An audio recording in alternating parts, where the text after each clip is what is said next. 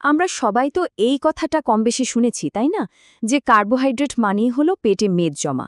এই ভয়ে অনেকেই ভাত রুটি খাওয়া একেবারে ছেড়েই দেন, দিনের পর দিন অনেক কষ্ট সহ্য করেন।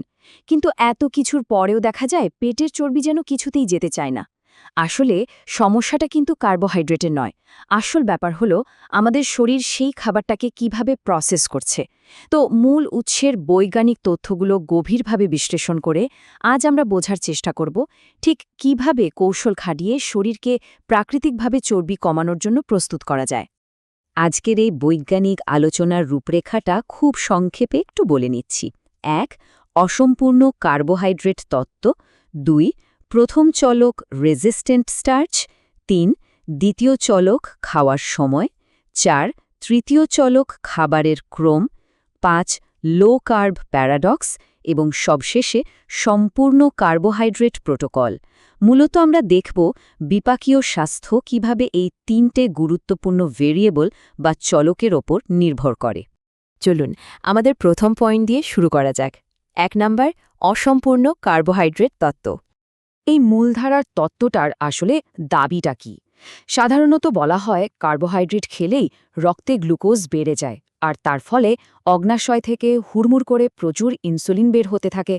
এই ইনসুলিন তখন অনেকটা শক্ত তালার মতো কাজ করে, আমাদের ফ্যাট সেল বা চর্বির কোষগুলোকে একদম আটকে দেয়, আর রক্তে থাকা অতিরিক্ত গ্লুকোজ সরাসরি পেটের চর্বি হিসেবে জমা হতে শুরু করে।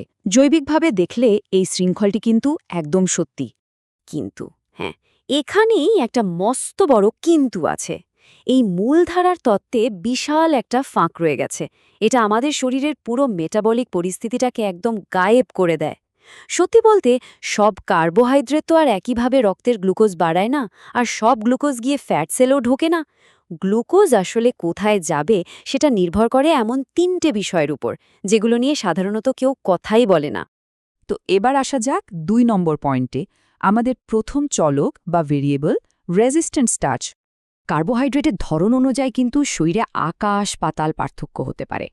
একদিকে থাকে রিফাইন্ড বা দ্রুত হজমযোগ্য কার্বোহাইড্রেট, যেগুলো রকেটের গতিতে রক্তে মিশে গিয়ে ফ্যাট সেলগুলোতে তালা লাগিয়ে দেয়। আর অন্যদিকে থাকে রেজিস্ট্যান্ট স্টার্চ, যেমন রান্না করে ঠান্ডা করা আলু বা সাধারণ ওটস। এগুলো এতটাই জেদি যে আমাদের ক্ষুদ্রান্ত্রকে পুরোপুরি এড়িয়ে একদম অক্ষত অবস্থায় পরিপাকতন্ত্রের গভীরে চলে যায়। এর ফলাফলটা শুনলে সত্যিই অবাক হতে হয়। ২০২৪ সালের ফেব্রুয়ারিতে নেচার মেটাবলিজম জার্নালে একটা দারুণ ট্রায়ালের রিপোর্ট ছাপা হয়। সেখানে দেখা যায় অংশগ্রহণকারীরা ৮ সপ্তাহে গড়ে 2.8 কিলোগ্রাম ওজন কমিয়েছেন। আর সবচেয়ে চমকপ্রদ ব্যাপার কি জানেন? তারা কার্বোহাইড্রেট খাওয়া কমানি, এমনকি কোনো ক্যালোরি ঘাটতিতেও ছিলেন না। তারা শুধু নিজেদের খাবারে এই রেজিস্ট্যান্ট স্টার্চ যোগ করেছিলেন। এর পেছনের বিজ্ঞানটা রীতিমতো ম্যাজিকের মতো। এই রেজিস্ট্যান্ট স্টার্চ যখন একদম অটুট অবস্থায় আমাদের কোলনে বা বৃহদান্ত্রে পৌঁছায়, তখন বিফিডোব্যাকটেরিয়াম অ্যাডোলেসেন্টিস নামের এক ধরনের উপকারী ব্যাকটেরিয়া সেটাকে ফার্মেন্ট বা গাঁজন করে শর্ট চেইন ফ্যাটি অ্যাসিড তৈরি করে। এর ফলে কোনো রকম ইনসুলিন স্পাইক ছাড়াই অন্ত্র থেকে GLP-1 নামের একটা হরমোন নিঃসরণ শুরু হয়।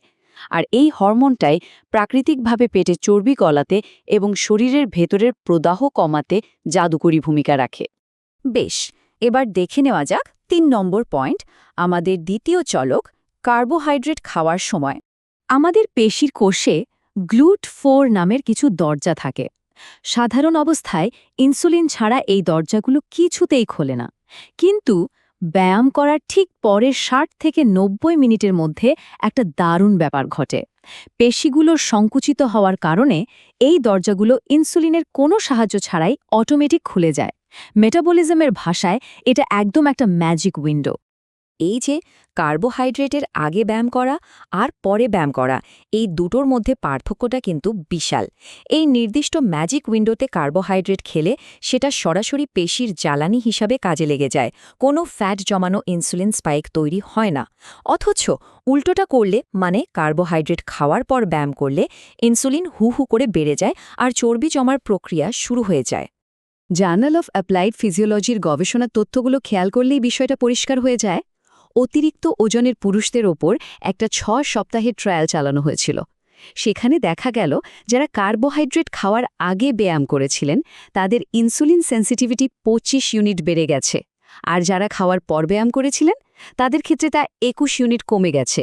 মানে ভাবুন, একদম একই খাবার আর একই ব্যায়াম, শুধু সময়টা এদিক ওদিক করায় পুরো বিপরীত একটা ফলাফল।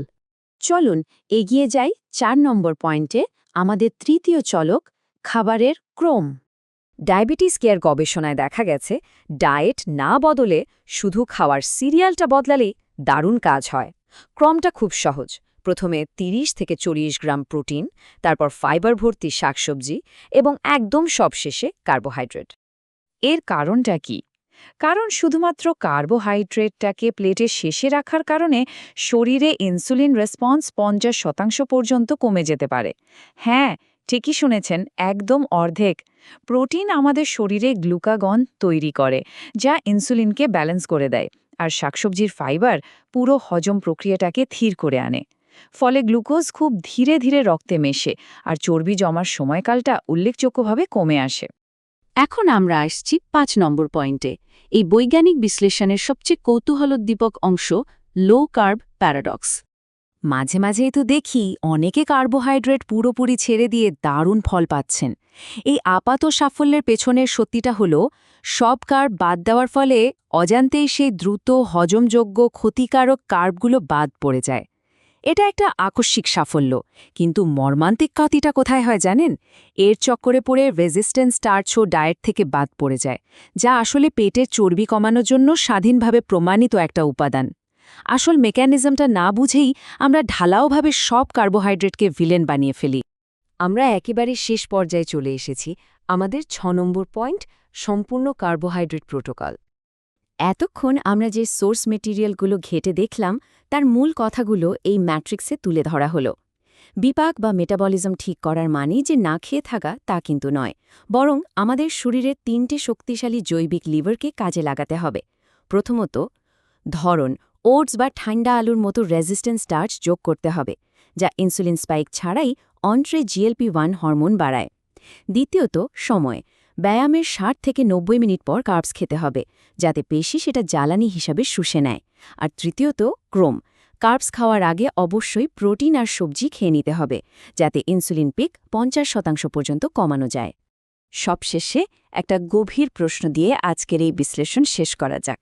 এই ধরন, সময় এবং ক্রম, এ 3টি চলকের মধ্যে কোনটি বিপাকীয় স্বাস্থ্যের ক্ষেত্রে এতকাল সবচেয়ে বড় অজানা বিষয় বা মিসিং লিঙ্ক ছিল? এই উৎসের বৈজ্ঞানিক তথ্যগুলো আমাদের দৈনন্দিন খাদ্যাভ্যাস নিয়ে প্রচলিত চিন্তাভাবনাকে নতুন করে সাজাতে সাহায্য করবে। বিজ্ঞানকে সঙ্গী করে শরীরকে সুস্থ রাখার এই আইডিয়াটা আসলেই অসাধারণ।